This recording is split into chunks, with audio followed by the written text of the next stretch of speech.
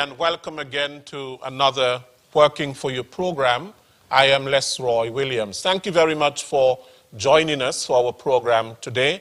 Of course, you know that your company is appreciated from week to week as we continue to bring you information on a number of issues, a number of happenings here in St. Kitts and Nevis. And so thank you again for being with us today.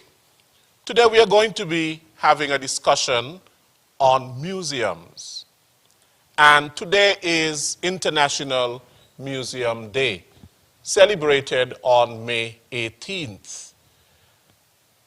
It is new to me because I had never heard of it before, but I am happy that we are going to have a discussion about museums that are so important in the history, in the life of any country.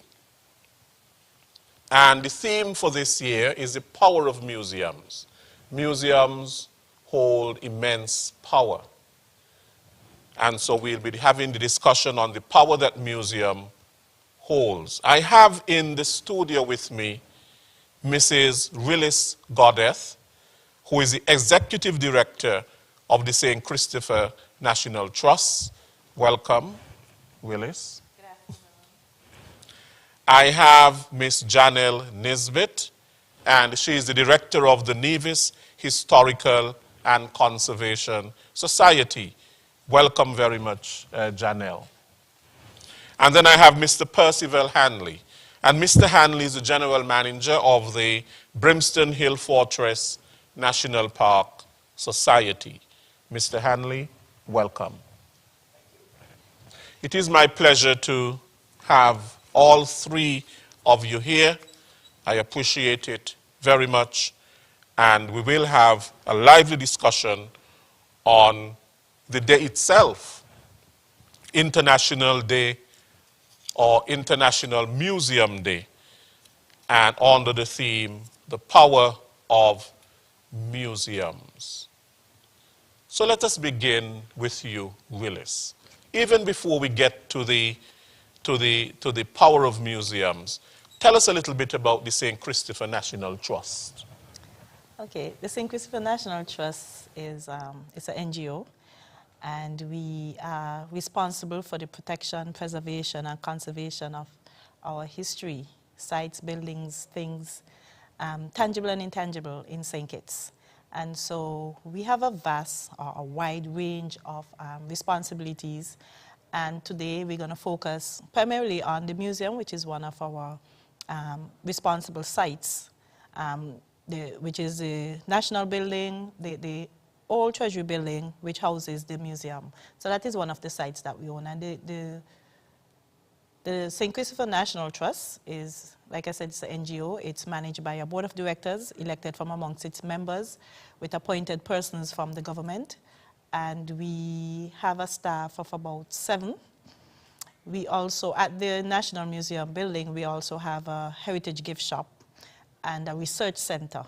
And so besides that, we also manage 5 sites around St. Kitts currently, which is the petroglyphs in Charles Fort, the Charles Fort in Sandy Point, the Belmont Estate, the Mansion Estate, and the Cotton Ginnery in Keyon. So along with the museum building, those other sites are what we manage today. Okay, thank you so much, Willis. Now, Janelle, the Nevis Historical and Conservation Society. Tell us a little bit about it. Sure. The Nevis Historical and Conservation Society, called the NHCS for short, so that we don't have to say the long name all the time, is basically a sister organization to the St. Christopher National Trust. We do in Nevis what the National Trust does for St. Kitts. So we are concerned with the protection, preservation, and promotion of our culture, history, and just natural heritage. So that we work a lot along those lines. We also manage 3 small museums One is currently under construction, so we have the Museum of Nevis History along with the Hamilton Museum, as well as the soon-to-be-developed Nevis Maritime Museum, which will also house the Nelson Collection. We also manage a number of historical sites, including Cottle Church and the Jewish Cemetery, and work closely with the government to protect and preserve sites that are under their control as well. And Mr. Hanley, the Brimstone Hill Fortress National Park Society. Well, thank you, Mr. Williams. The Brimstone Hill Fortress National Park Society is an NGO, and we are charged with the job of managing the Brimstone Hill Fortress National Park. It was created as a national park in 1985, which gave it the distinction of being protected by the state. In addition, we have the very important distinction of being inscribed as a UNESCO World Heritage Site. That is fairly significant because World Heritage Sites are very exclusively selected as having what is referred to as outstanding universal value. That gives an idea of the importance of Brimstone Hill in the context of the world history, and we are proud to be the managers of that particular national patrimony. Most Kittians, I would imagine, have visited Brimstone Hill, and so they know what's about, so I don't have to go into too much detail about it.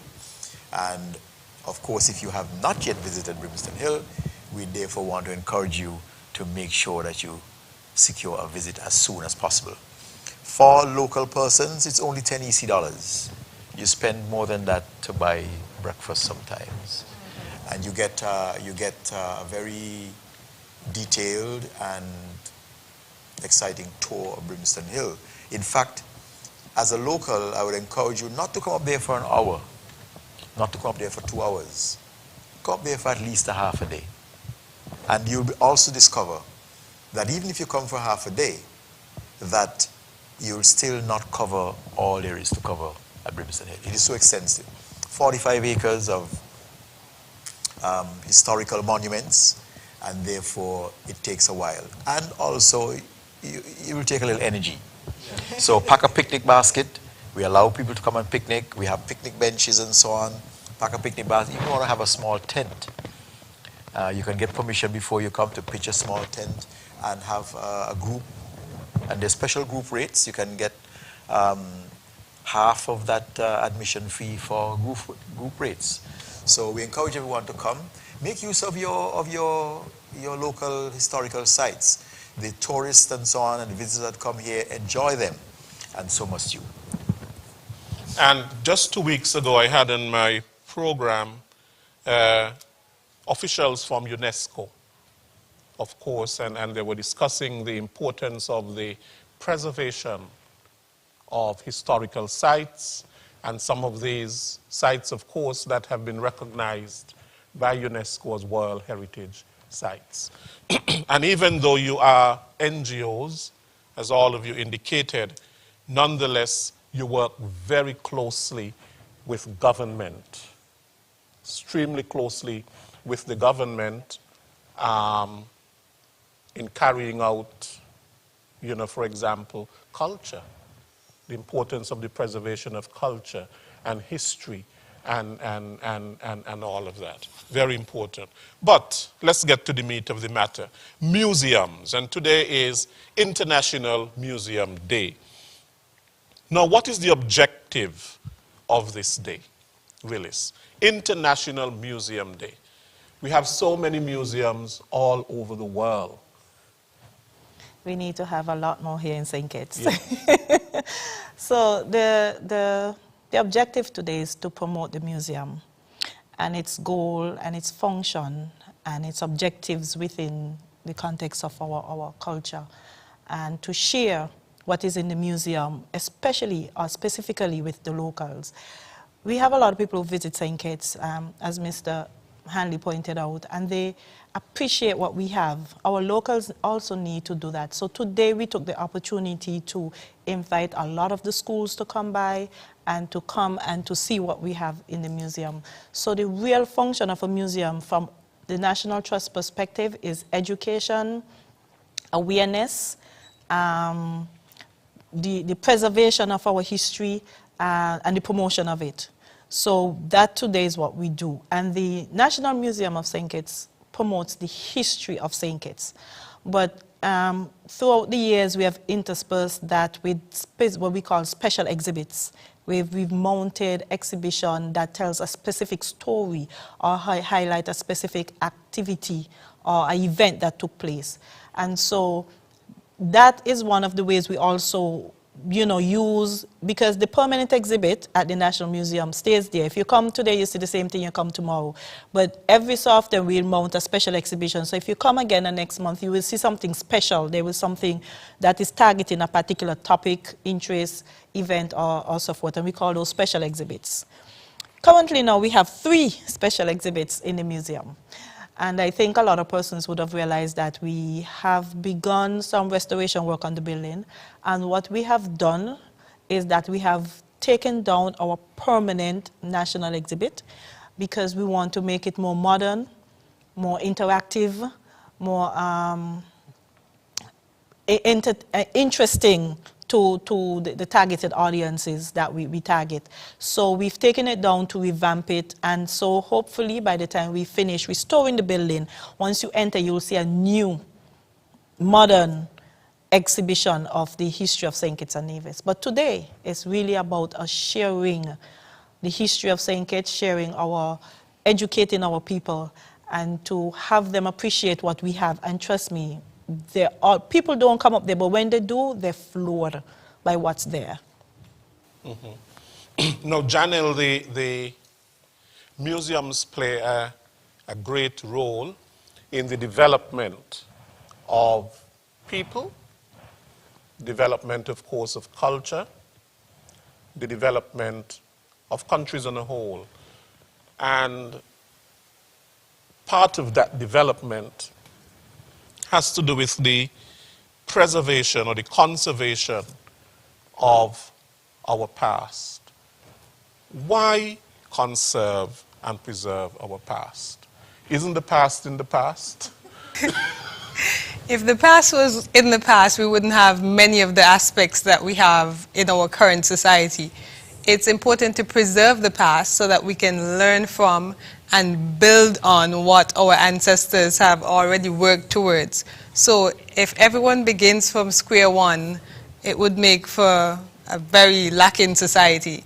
And so one of the aspects of our museum is to showcase where we came from to where we are currently. So if you visit the Museum of Nevis History, for example, you would see a chronological timeline showcasing prehistoric times towards modern-day Nevis, and that is next to what was also happening globally at the time. So what was happening in Europe, what was happening in Africa. So it's not just limited per se to Nevisian history, but to the international history that would have been impacting us locally at the time. And then you transition throughout the timeline, you get to enslavement and the sugar industry, which was a major aspect of our history, and you transition to now our modern day culture, our musical instruments, the masquerade, the dialect that we speak. So if you visit our museums, you'll get a taste of all of those aspects. And while we are celebrating International Museums Day, to encourage locals and residents to visit, it's free of charge for this entire week for locals and residents. So come visit the Museum of Nevis History, see what there is to offer, learn some of your own history, and just, delve into the culture. Right, so you're saying here that it is a journey from the people that came, you're talking about colonialism, you're talking about slavery, movements towards independence, where we are now, and so on. So it's a whole journey, and so therefore our history is not just about the past, but how the past has opened our minds to new ideas, and so on. Mr. Hanley, Brimstone Hill. Let me first say that, just to extend what you said there, there's a saying that says, for us to chart our way forward, we must know where we're coming from. And that is the importance of history. That's the importance of history. Of course, Brimstone Hill, sometimes the history, of course, is not very pretty. We know in terms of the cruelty of, for example, slavery, working on the sugar plantations. We are now hearing calls for reparations. Some people are saying it was blood money that, of course, went into the development of the European countries and all of that. We look at Brimstone Hill, and even though now the monument is there, so great and so grand for everybody to see, I mean, the history is not so pretty at all in terms of how it was built and all of that. So tell us a little bit in terms of your perspective on... Go ahead. Yes. Yes, well, as you know, Brimstone Hill was constructed under the aegis of the British. But they weren't the ones who really did the physical work. The physical work was done by the Africans, the enslaved Africans. And I would like the public to know that I don't say African slaves. Okay? Africans are not slaves. They were enslaved Africans. Okay? And so they were used instrumentally, and it was no surprise that they were used for such because of the fact that they were people who could do hard work. Europeans who came out here couldn't do it. The Caribs, they tried first to get them to work for them. They couldn't do it. But the Africans had the strength, they had the resilience, they had skills. And they used those to their advantage, the British, to build fortresses and other, what we now call monuments, on their behalf. So in the case of Brimstone Hill, you had the people called the Royal Engineers. They were the ones who did the design and the layout of the fortress.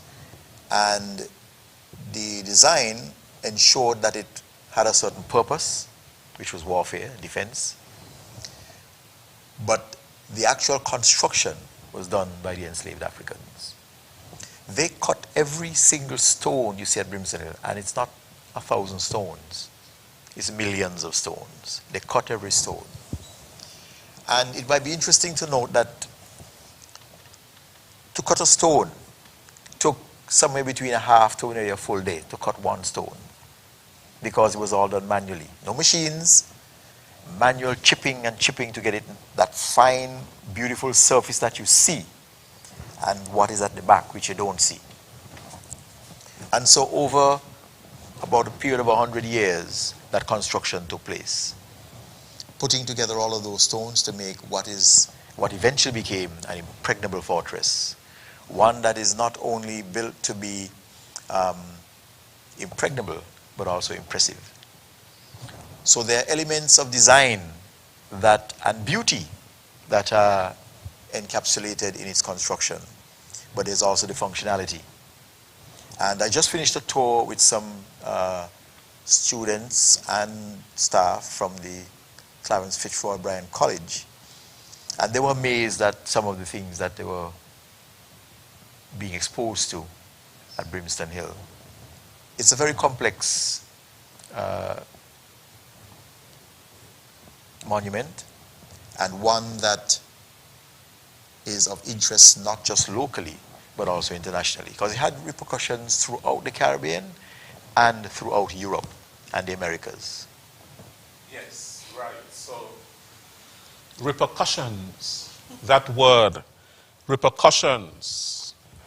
And museums are places that remind us of those repercussions.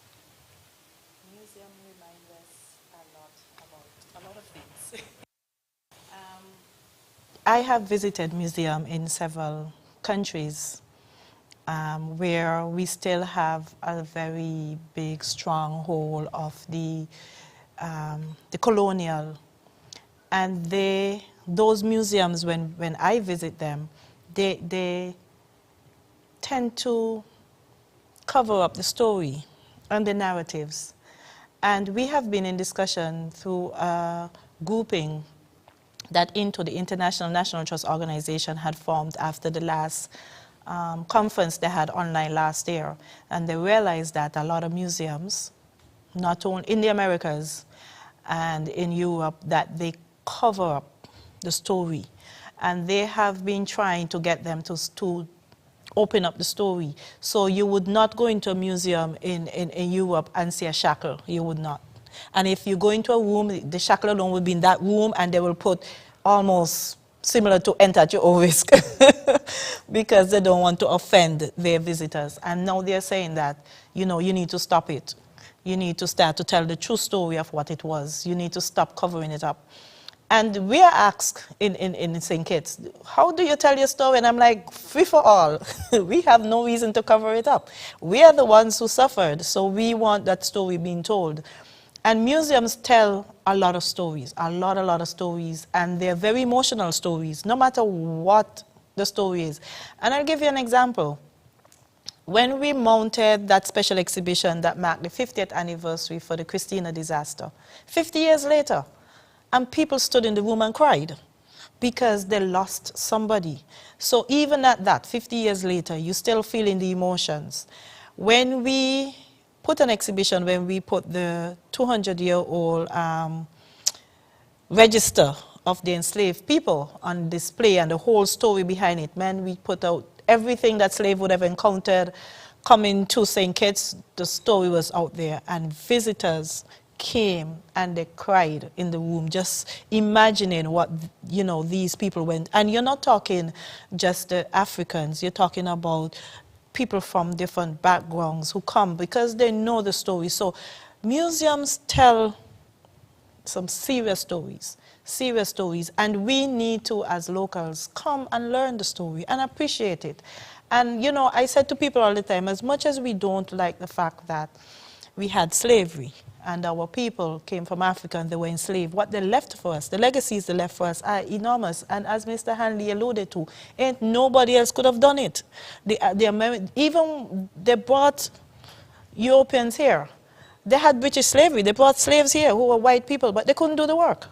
They really couldn't do the work. And so they had to find somebody, especially when they begin into the sugar industry, they couldn't do the work. So they had to find people to do the work. And our people were resilient.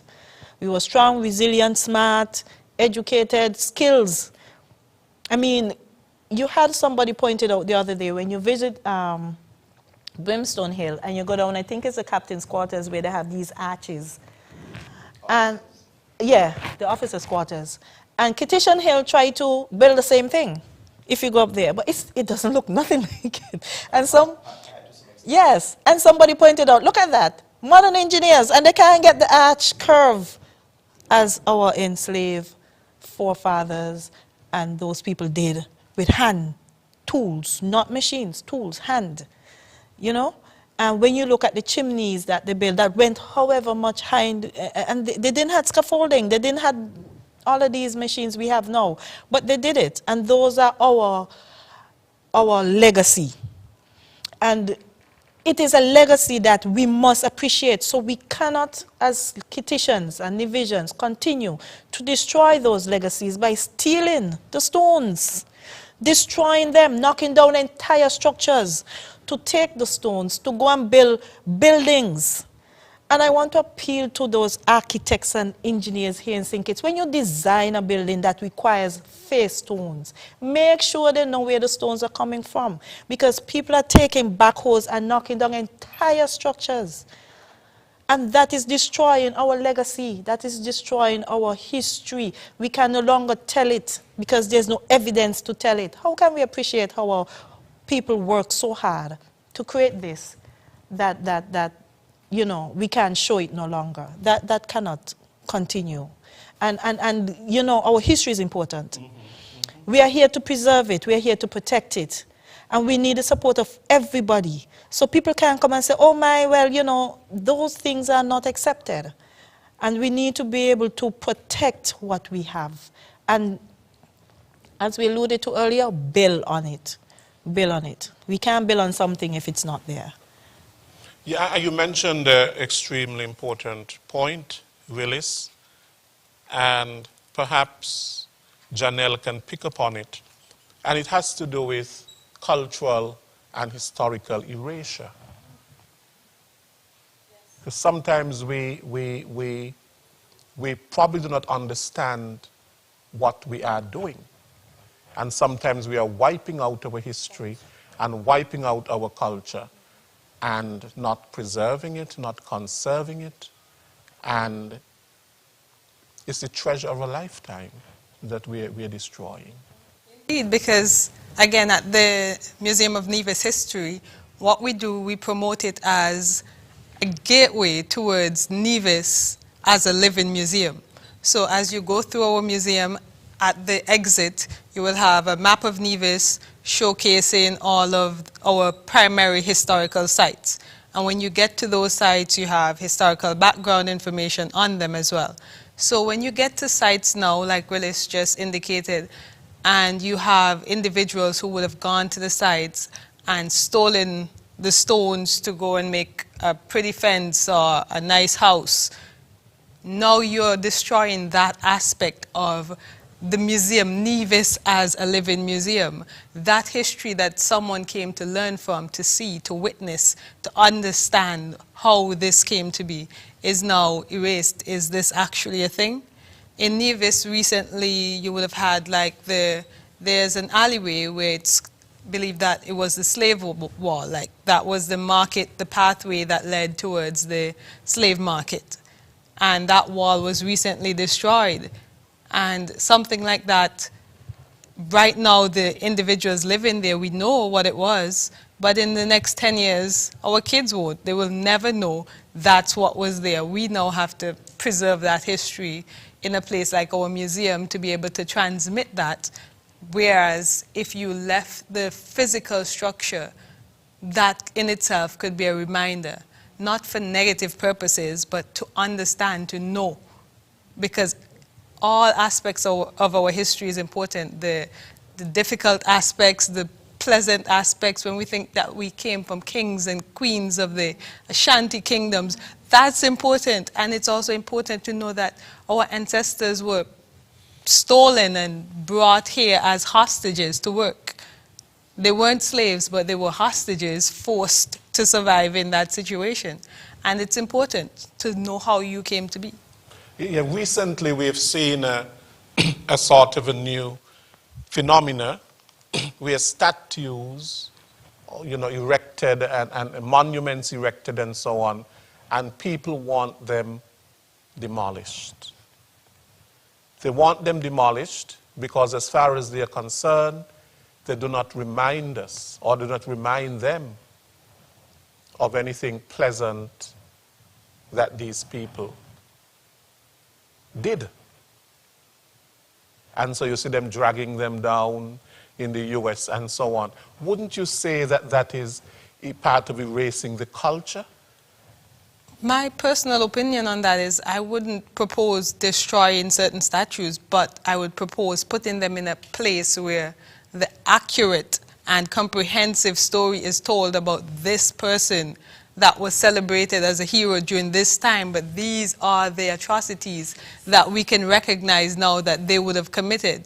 And while at the time it might have been seen and celebrated, now with a conscious mind we can look and say, no, this individual is not one who should be mounted in front of a central square to be celebrated, but in this museum sphere, it's important to tell that story and not erase it completely. You just have to change the narration to make it more accurate and comprehensive. The narrative in museums and telling the story is important. You can't change it. You can't change it. You can't go and say, oh, Brimstone Hill is there and it was built by the enslaved, but really and truly they willingly did it. They willingly did it. You know, some people would tell that story. And we had a challenge with a particular entity that came into St. Kitts, and they tried in their business setting to incorporate the history of St. Kitts within the setting that they're presenting. And I was actually in Bermuda attending a conference when somebody, one of the presenters, brought up this entity in St. Kitts and telling this, they showed a portion of the story that they have in the business. And they're like, can you imagine? They're telling this thing wrong. So when I see it, I went up my phone immediately. I said to my then museum manager, can you go over there and tell him to take this thing down? Now I'm in a foreign country, but this person is telling the story that we cannot have people coming here and trying to change the narrative. Right? And that's what they're doing. They come and they're saying, this is what happened. So you have, oh, this is the great house, and this is where the slaves and the enslaved people and the masters hang out. No, they did not do that. That did not happen. You can't say that. And you can't say that because you want to encourage people to come here. That's not the truth. And those are the things we're talking about. If you're going to tell the story, you need to tell it honestly. And I agree with Janelle. We can have certain things in certain places that have no bearing on us as a people, right? So you have a statue of John Jones. Why did the statue there? Oh, in those days they thought he was somebody important, so they put up a statue of him. Well, what was his importance? What is his claim to fame? How did he impact the country? If you can't answer those things, then I can't see the reason why that should be there. But then again, too, you put the statue somewhere else and you say this statue was erected here and there, and this is why it was erected. But Tom Jones really was a slave master, and, you know, he did all of these things. So we need to tell the story. It is important in museums that the honest to God true story is told. We may not like it, but it has to be told in all honesty. You can't change it up because it sounds good and you want to encourage other people. The story is a story. Now, if you don't really want to tell a story, then don't put it up. But as long as you put the information there, it has to be accurate. It has to be accurate, right? So you can change that narrative. It is important. That is as important as we could get when it comes to telling the story. And I'll give you a little joke. So we have an exhibition, a special exhibition right now in the museum. And part of the story is something that a lot of people don't know about the particular individual, which is the museum, the exhibit on the Sir Kennedy Simmons' life.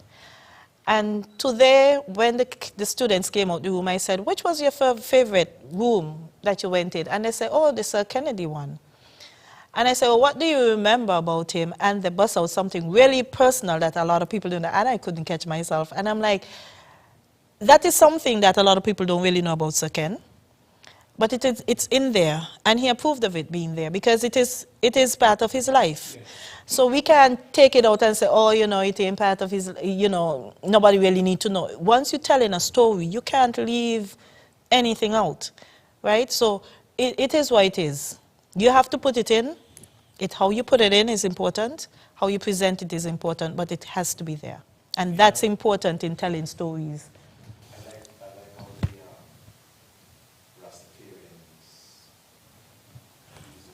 History.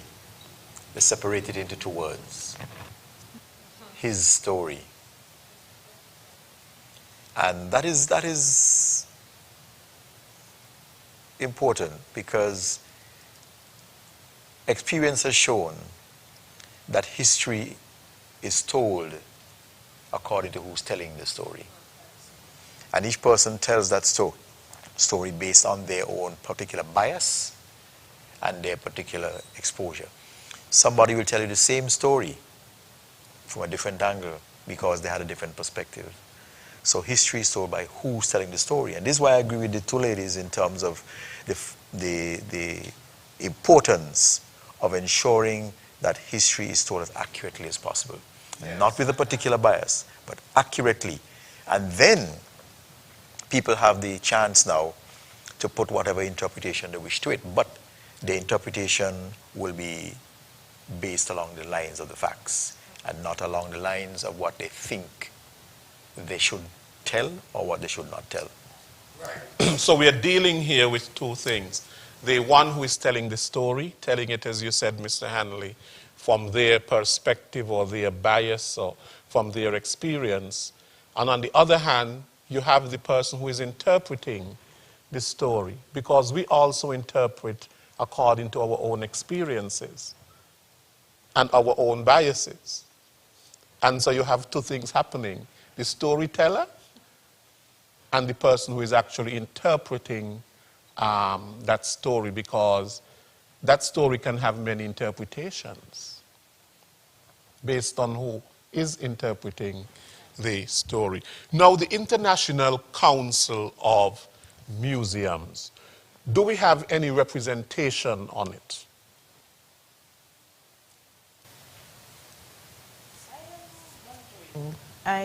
The National Trust may be an associate member, but I know for a fact that we are part of the other Council for Museums, which is like ICOM, but I think they're related. So we're on the regional one, and they're on the international one, if that's correct. So we are a member of the Regional Museum Association, and they, I think, is a member of ICOM. Okay. But we are a member of the International National Trust Organization, which is based in England. Right. Okay, right. So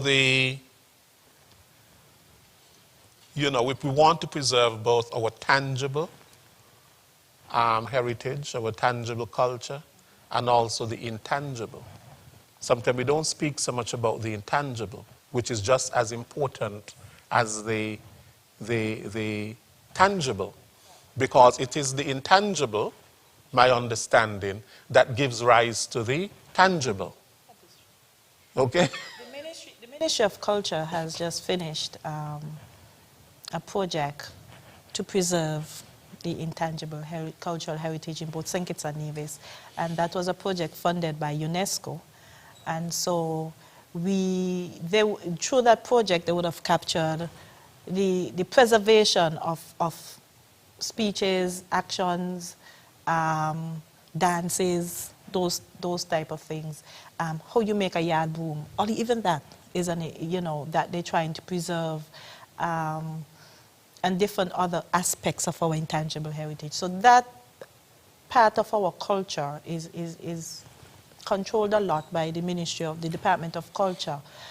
A similar program was done before by the National Trust a couple of years ago as well. So we capture that, and we also go out and do face-to-face interviews with persons, and we capture those information.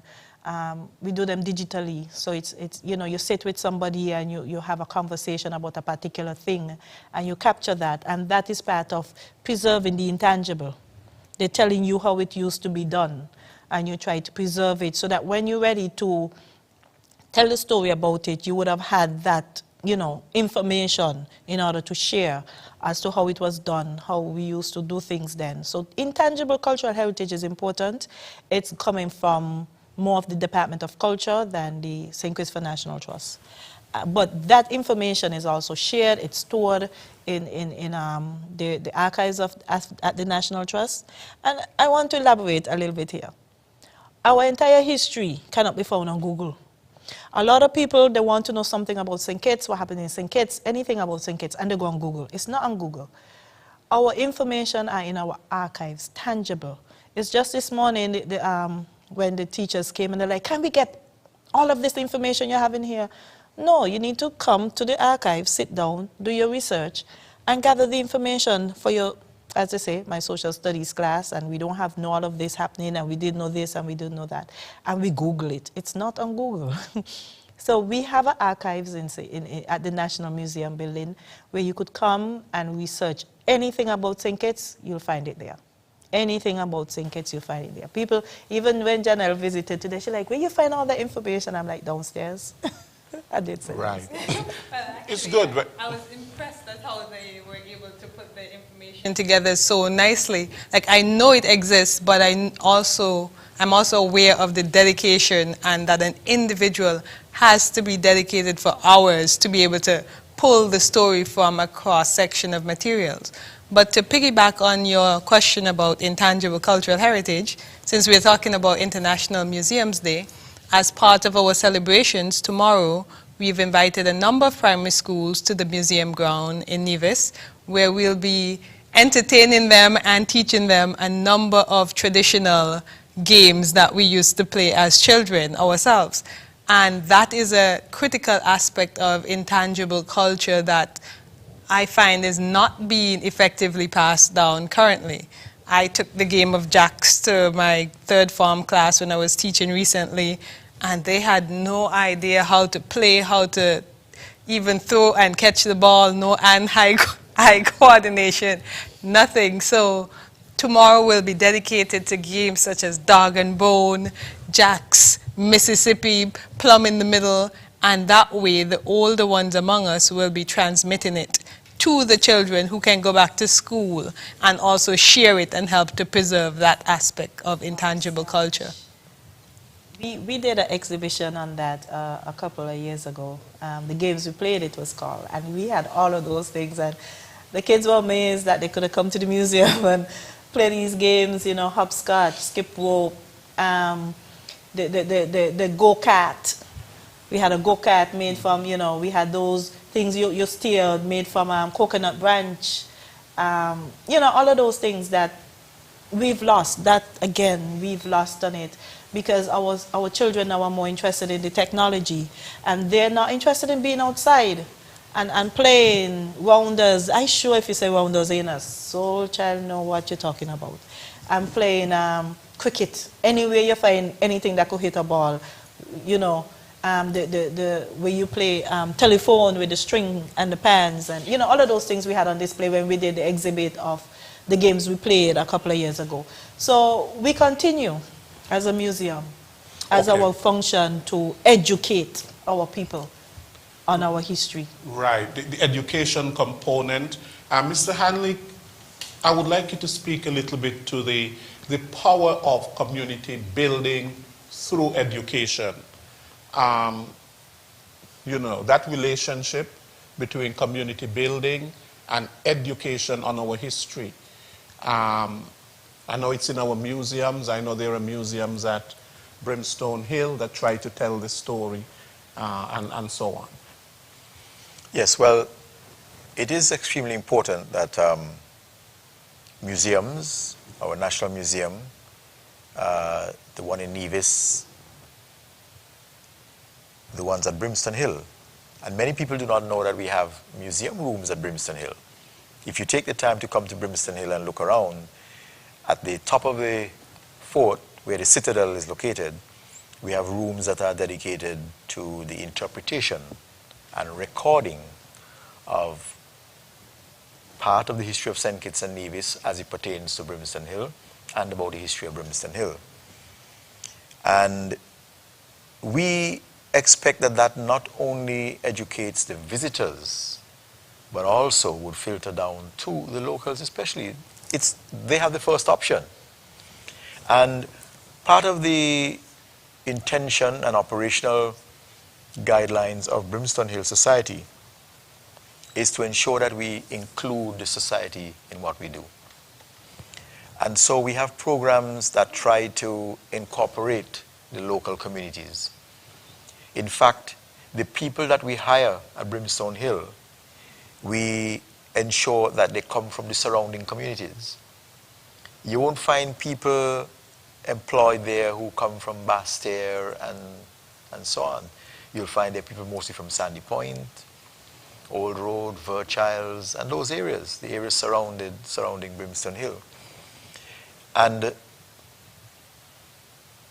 we also have what we call community outreach programs, which are designed to ensure that we involve the community in what we do. So for example, some of the typical ones that we can mention, we have during the month of February when we celebrate Black History Month, we consider it as History and Heritage Month. So in other words, we're not just focusing on the black part of it, but history and heritage, period. And we have programs that are designed to involve the community in that. We have a number of events that take place. We also have during August, when we celebrate emancipation, we have a program called Emancipation Festival, where again we invite local artists, nothing foreign, local artists, local groups, local dancers, local singers, poetry makers, and so on, to come and demonstrate their talent at the Hill. And of course we invite an audience, and that audience will learn and be entertained by them. We also have during Independence time a race from the bottom of the hill to the top that we call the run for the Brimstone Hill Run for the Fit and the Fearless. I'm sure Mr. Williams has done it already, you know, because he looks to me like he's fit and fearless. And so, but if you haven't, then you have a chance to do it next time we're doing it. So these are events that we have in order to involve the community. And it's important that the community be involved in these things because they have to learn to appreciate what they have. Because it's not my property, my responsibility, it's our. Brimstone Hill belongs to us. St. Kitts belongs to us. But you'll find that many visitors come here and appreciate it more than our locals do. But I would like to invite our locals to become familiar with what we have and be a part of what we have and to protect what we have. Sometimes when I walk around and I see how people wantonly dispose of garbage throughout the Federation, I sometimes say this is because they don't have an appreciation for what we have.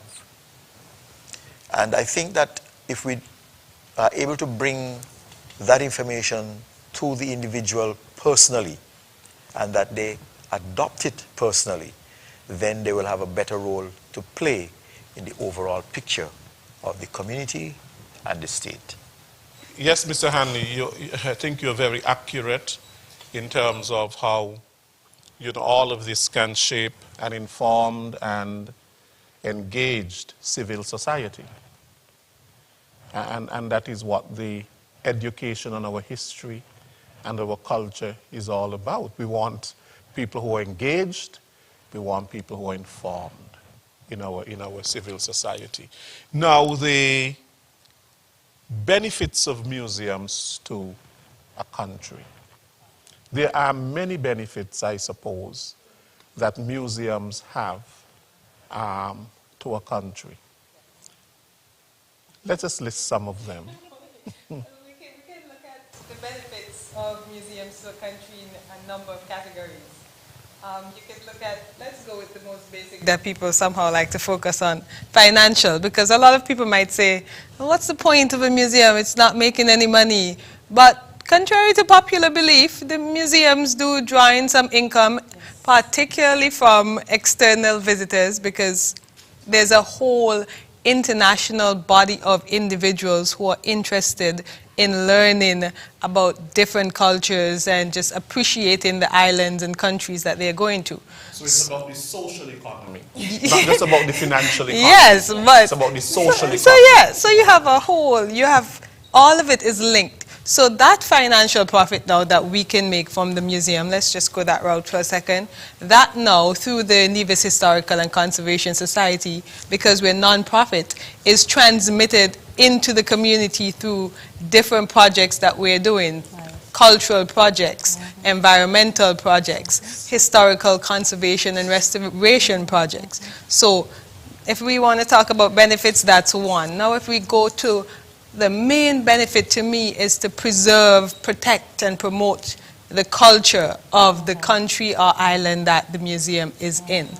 And that in itself, even if it was no cost, no charge, and you were operating at a loss, that would be valuable enough to continue the task of just having a museum so that you can teach the younger generation what was, how we came to be this way, the path that your ancestors took to get here, and how that is related to the global world, not just your small pea in the ocean. So I'll let my counterparts add some other benefits because I could keep going. Right, and we can also think in terms of the Sustainable Development Goals. Yes. Of the United Nations, the 17 Sustainable Development Goals. You know, scientific information. We're disseminating scientific information on environmental challenges even and things like that. And part of the quality education. Because a quality education must ground us in our history and our culture. And one of the things, that's why that been crying out, because when you have people visit the museum, they often say, I never learned that in school. For too long we were telling the colonial part of our history and not the local portion of our history. That is now slowly changing, and that is something we applaud and appreciate, that the education unit realize that it is important for our youngsters to know the history. The National Trust, I'm not sure how much it leans to with the NHCS, but we are heavily also involved in our environmental aspect of our history. We are on every committee that pops up that's like environment, climate change, you know, all of those things, and the impact of it. Because once it's considered a heritage thing, the National Trust automatically falls into that sphere of it. And so the sustainable goals are important for us to keep a focus on when we are planning programs, when we are looking at how we're going to promote.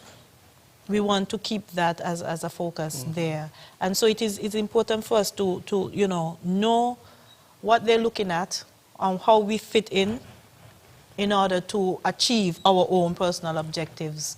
But I totally agree with Janelle. The first thing is the economic value of museums. The National Museum of St. Kitts on a good year, we make a lot of money from visitors that comes into our show. And then, like she said, we can now put it into the economy in terms of programs. And, you know, you want to throw a program, you want to have something where you could educate the children. But, you know, if we don't have the funds to do it, then it can't be done. And those exhibitions we put on at the museum, those exhibitions that people come and see, they cost a pretty penny. They cost a pretty penny.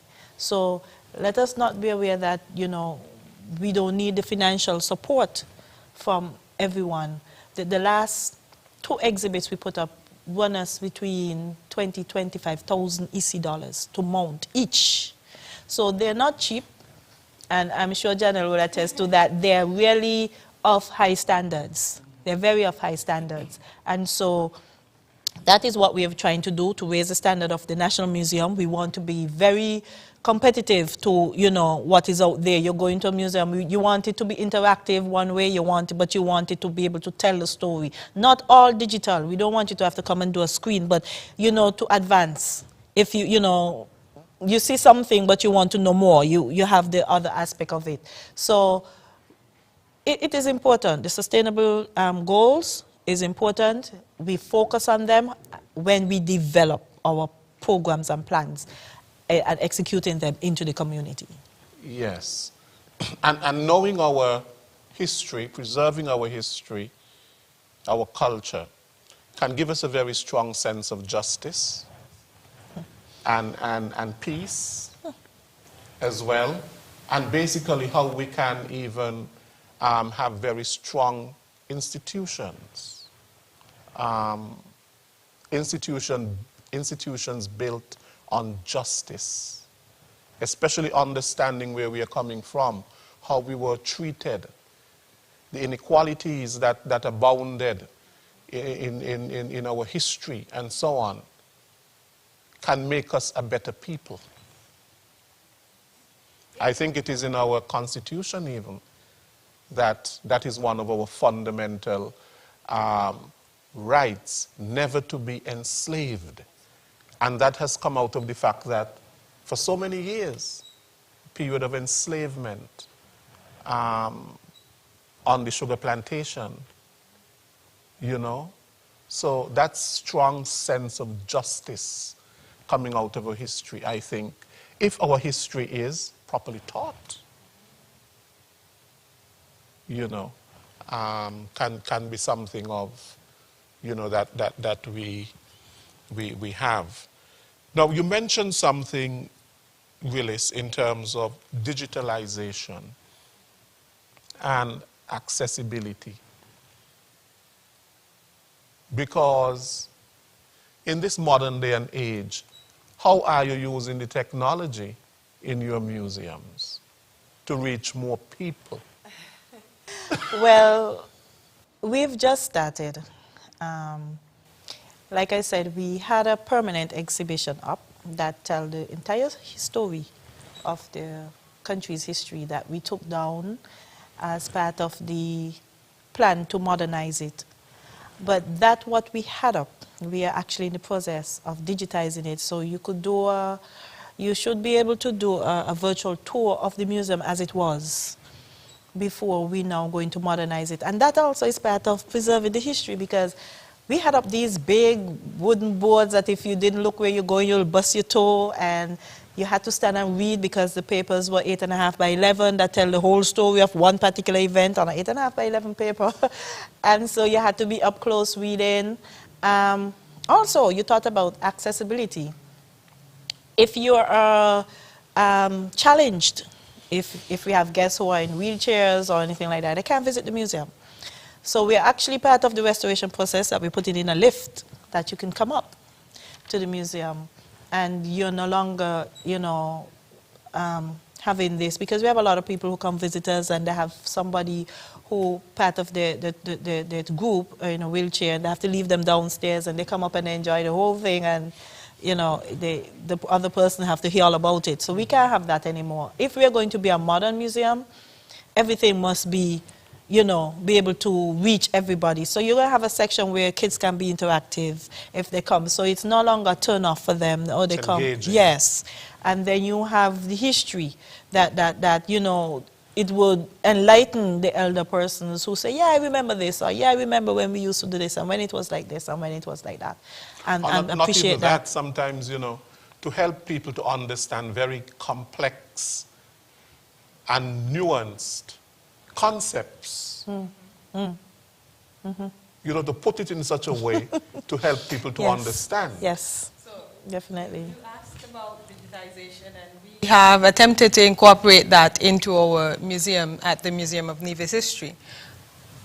When they redeveloped the display in 2020, augmented reality was introduced.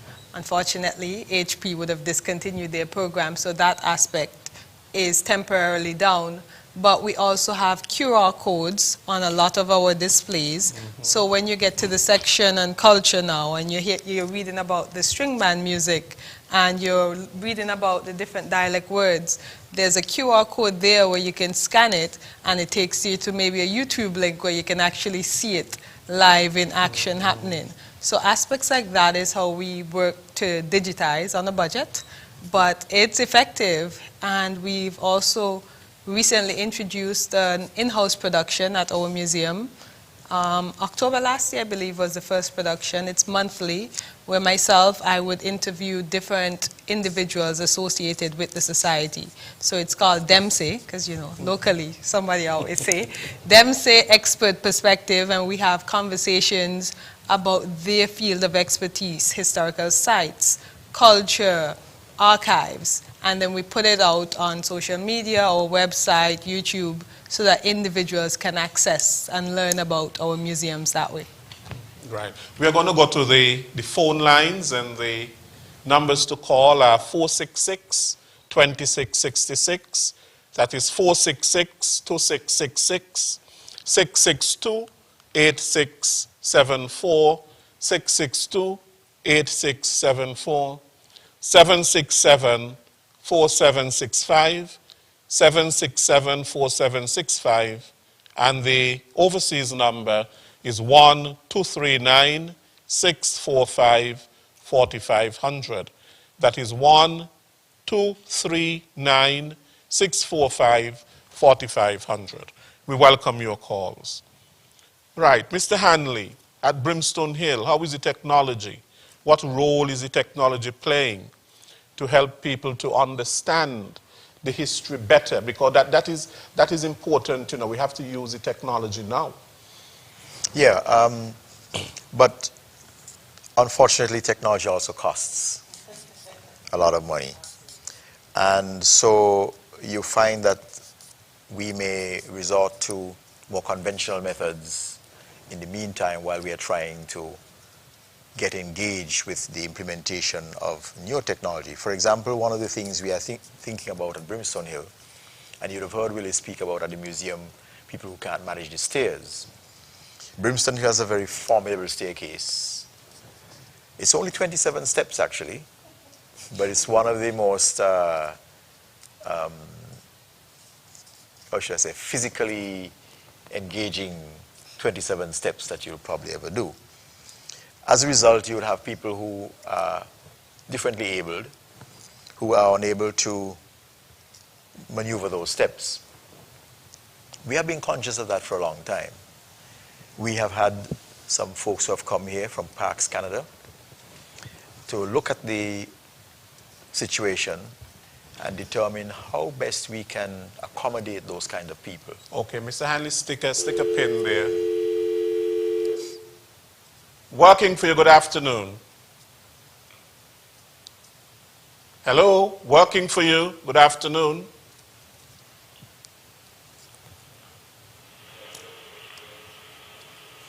Are you there, caller? Working for you, good afternoon. Not hearing anyone.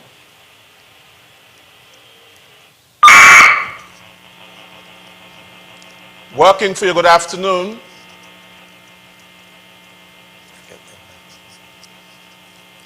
Okay.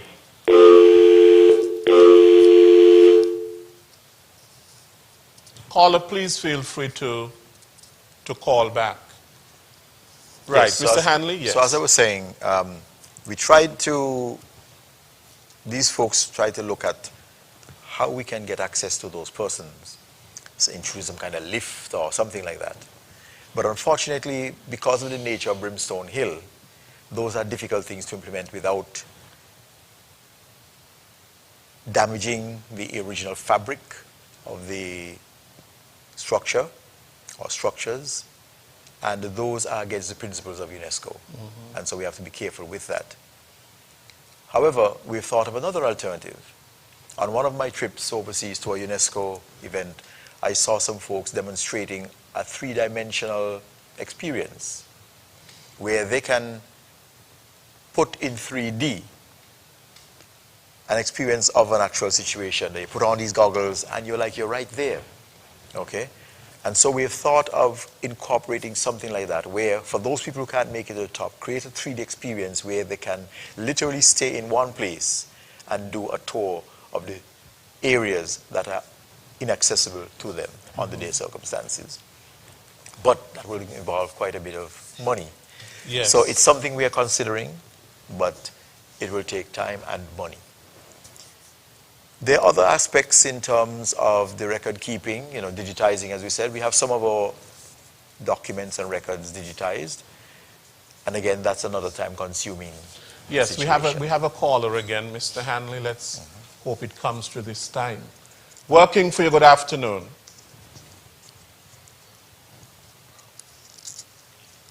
Working for you, good afternoon.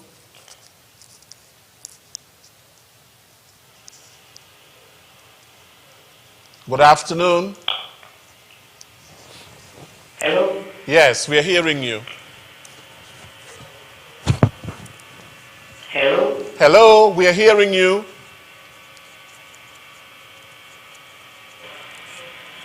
Good afternoon. Good afternoon.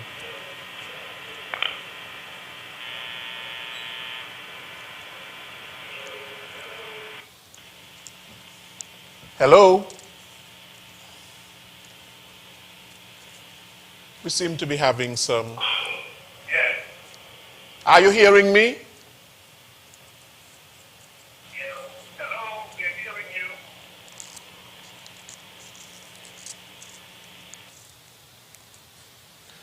We seem to be experiencing some difficulty there with the calls. Okay, Mr. Hanley, let's continue. Okay, well, I was just about finished there, but trying to modernize, but at the same time, you have to remember that a historical site is that. And there's two key words that UNESCO always likes to bring to the attention, especially of historical sites that are under the aegis of the World Heritage designation: authenticity and integrity. In other words, you must preserve, that's important, to preserve the authenticity and integrity of the site as it was originally. And so using too many modern methods, for example, even in renovation and reconstruction. The other day we had a wall that collapsed on the, over time, and also because of hydrological pressure and other forces like earthquakes that exacerbated the problem. And that wall collapsed. We had to rebuild that wall in order to preserve the integrity and structure of the area. But we could not use modern materials. We had to use the original stone that was in that structure. We can't bring any from anywhere else. We had to use the original mortar techniques, not the modern cement.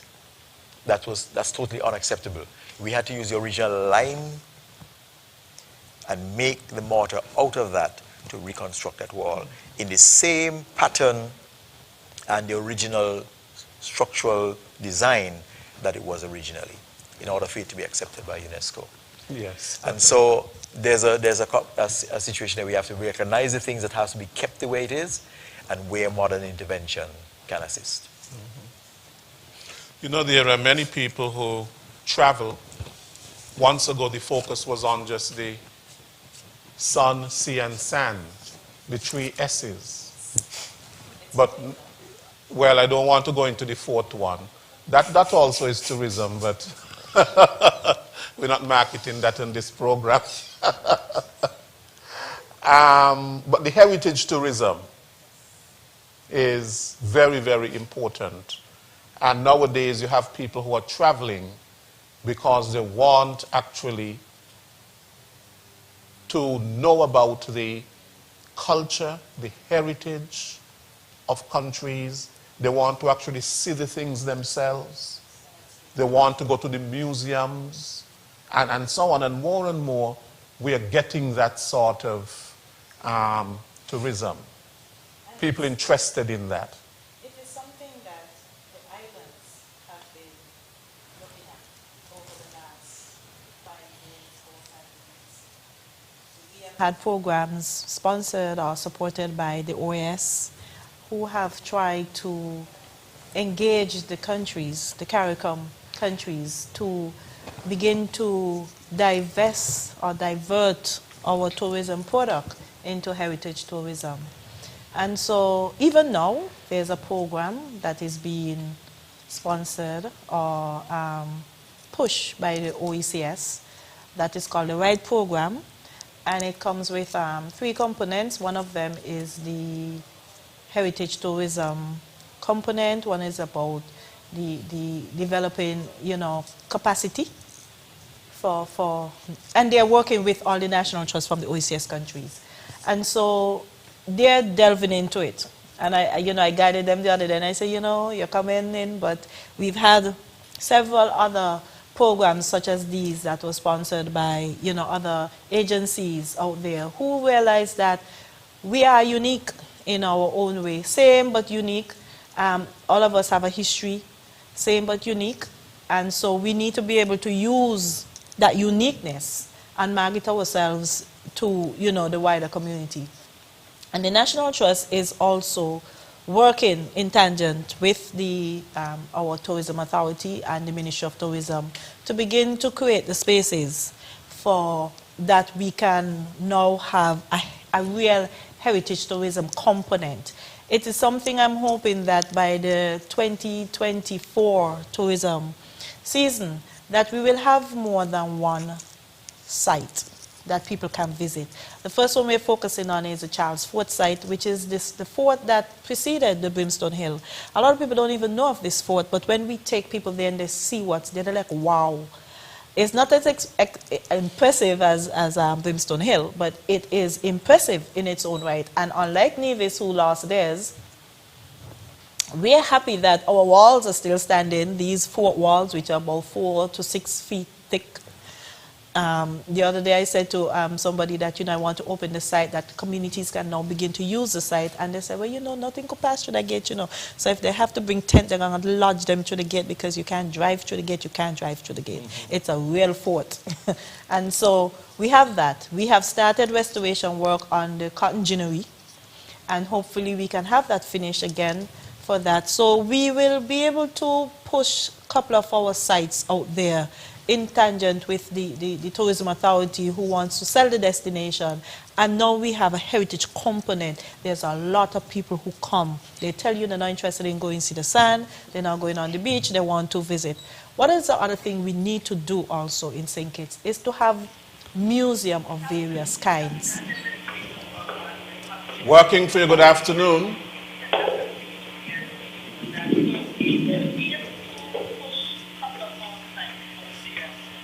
Hello? Yes, working for you.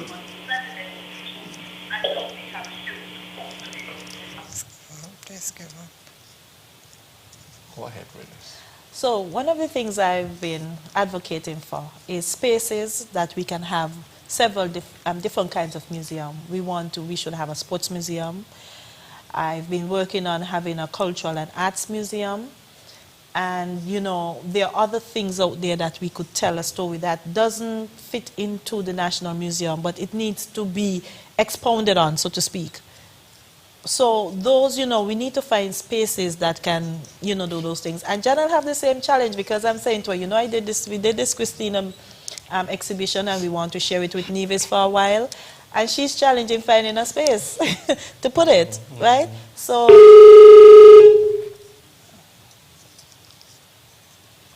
we're having, those are things where we can begin to delve or transform into a heritage tourism society where people can come and appreciate, what we have and visit the different museums, visit the different sites, learn the history.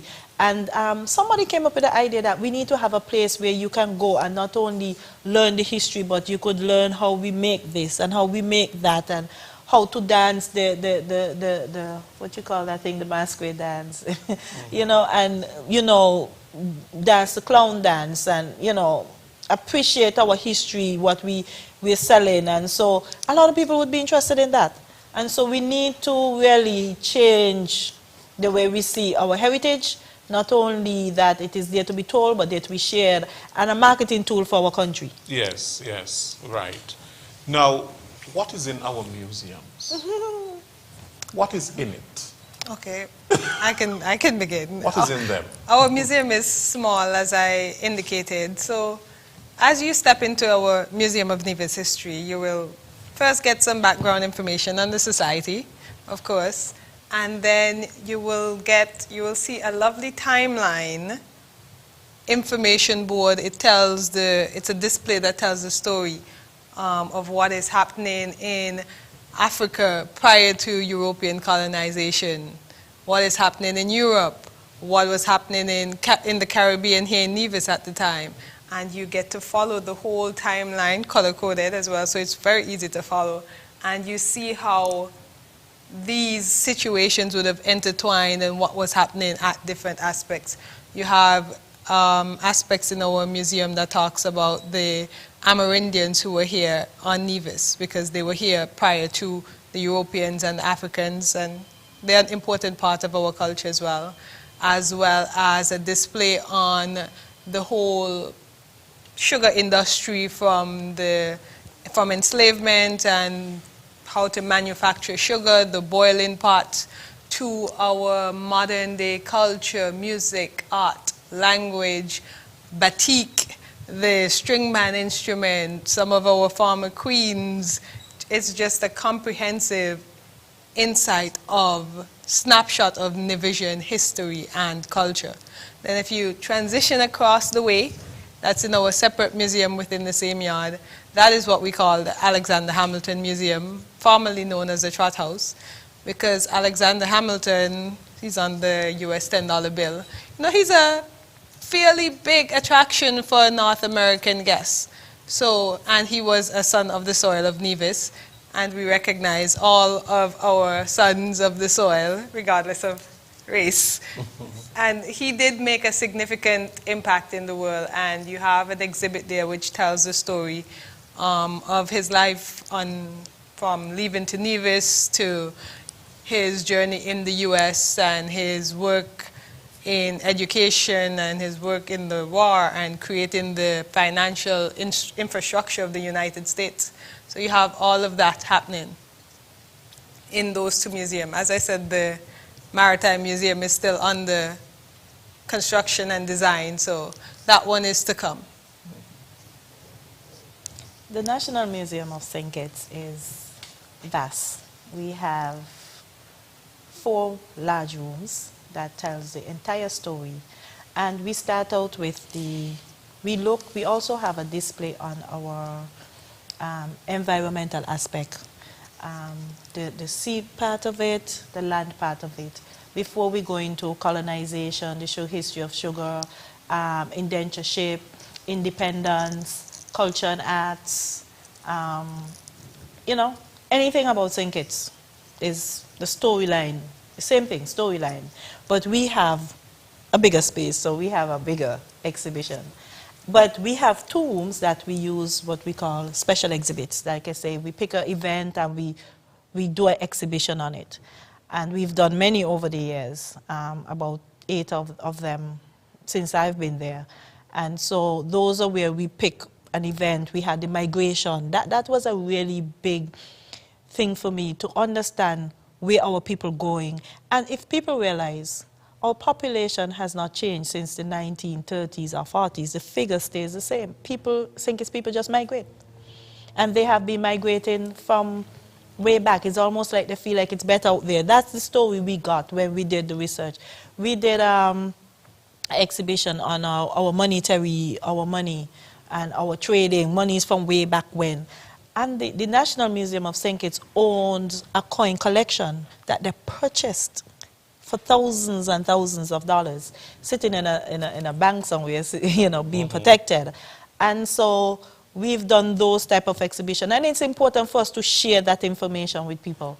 Like I said, we did the games we played, we did the Cleghorn journals. The Cleghorn journals was the journals that after we had emancipation, they had what the government of the day implemented what they call special magistrates. And this guy, Mr. Cleghorn, was a local. And they thought that if they made him a magistrate, he would not be advocating so much on behalf of the locals, the just recently freed slave persons. And so they made him a magistrate, and he kept journals of all the cases he tried. And so we were able to put those journals on display. You could have come and read the stories of the cases he tried locally in St. Kitts. And so those are things that we would have put out there. And there would be exhibit that is only up for a couple of months, and then we'll take them down because they're only temporary. But the museum at the National Museum of St. Kitts is a very big space that tell a large story about the entire history of St. Kitts. And like I say, it's not just about what happened. We also look at the environmental aspect of our history. We had a whole board that talk about the lionfish. Lionfish is not indigenous to St. Kitts, so we had to tell the story as to why they came here and, you know, the damage they do and why we need to catch them and eat them fast.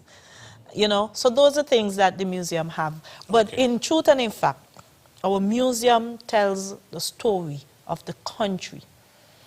Events, people, places, things, it tells the story. anybody visit the museum, I tell visitors all the time, if you can't go around the island, come into the museum. Whatever you want to know about St. Kitts, you will learn it right there. And so once you've been there, you really, the only thing you want to do is to go and see for yourself. If the structures are there, if what we say is so, and you want to visit those places. And again, like Daniel said, we can't have people destroying the places, because then we look as if we're not telling the truth. If we say, yeah, there's this site there that this particular thing happened. If you go, you will see this, that, and that. And then when you get there, you're not seeing this or that. Right. We're almost out of time. Mr. Hanley, what can we expect at Brimstone Hill in terms of what is there? Well, first of all, I like the term that Ms. Nisbet used earlier, where she talked about a living museum. And Brimstone Hill is a great example of that, because the whole park itself is the museum. Its structures and all the things related to it, even its geology, start from the geology of how it was made, it's all there to be seen. And visiting the hill is visiting a museum. But of course, within that museum, we have museum rooms that go on to give you further interpretation and presentation of some of these details. And for those who are unable to visually interpret what they're seeing, the museum does that. Prior to going to the museum, you have a video that also gives you an introductory recognition of some of the things that pertain to the hill.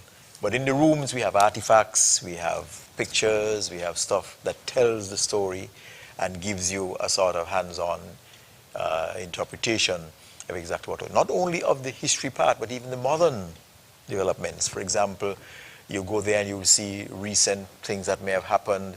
And having said that, I'll mention something particular that I know a lot of Kittitians, especially in the more recent generations, aren't aware of, is that there was an event at Brimstone Hill in the 1950s. It was actually 1950. Easter Monday. Brimstone Hill was a place where people gathered together on holidays like Easter Monday for big party events. There'll be bands playing, there'll be dancing, there'll be eating, drinking, and so on and so on. And there was this particular Easter Monday, and I think it happened to have been the last. There was this big event there, and people gathered at the top, the Citadel, inside of the Citadel compound, having a great time. And all of a sudden, it rained. And I think we know what rain means to Kittitians. It means run. And there was a stampede. They ran. And there was a stampede. And people got killed. I think something like about 10 persons died, including children, who were unable to get out of the way of the stampeding crowd. And so even things, this you can call this fairly modern, but we transition the history from the old situation to modern, and even some of the more recent visits, like the visits of Prince Harry recently and Prince Charles, and other events like that. And so it's a developing story, and it's not only the actual museum displays, but the fact that it in itself is a living museum. Yes, okay. Well, we are out of time. And I know that we can go on and we can have such a rich discussion here in terms of our history and our culture, our museums, which are very important. Perhaps we don't have enough. I would like to perhaps see a sugar museum, where, that really tells our history of sugar. We're working on it. That is extremely important for over 400 years. We were basically a sugar economy. We have the living museum there that we are allowing to destroy itself. At the sugar factory there. That the could National actually be the Museum best is place to working tell on that it. story. Yes. We're working on it. Right. And where basically would we like to see our museums in the future? Yes. 1 minute. Where would you like to see that? Well, I definitely sanctioning that sugar museum, and it is a fight that the National Trust have been having since the close of the sugar industry, and so it is a slow process, but we're getting there, and hopefully within the next 5 years we should have a sugar museum. So we are fighting to protect that site and to preserve it and to be able to restore it, to tell the story of the entire sugar industry. But what we want to see is, for us at the National Trust, is a modern museum that can capture the attention of all audiences and be able to tell the story in a manner that is engaging. That for me is the thing. And like I said, we also want to have more than one museum where we can tell different aspects of our history in a more detailed manner, you know, and so that for me is important. There are a lot of other avenues that we're looking at where we could develop museums, and those will be expounded on as time goes by.